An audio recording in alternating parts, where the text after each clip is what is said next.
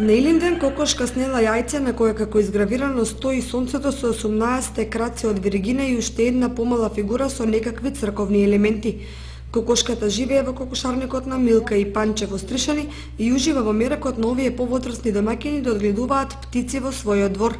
Јајцето е снесено на 2 август, на ден на Илинден. Сопругот ме изненади, дојде, вика ние имаме, вика јајце со символ на краците на знамето. Друг знак на јајцето има кршчиња и символ верски со цвеќиња.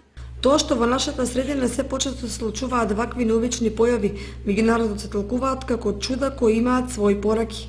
И Милка Панчева-Сарева вели дека во сонцето има символика, дека Македонија ќе победи во спорот со Грција околу името Македонија.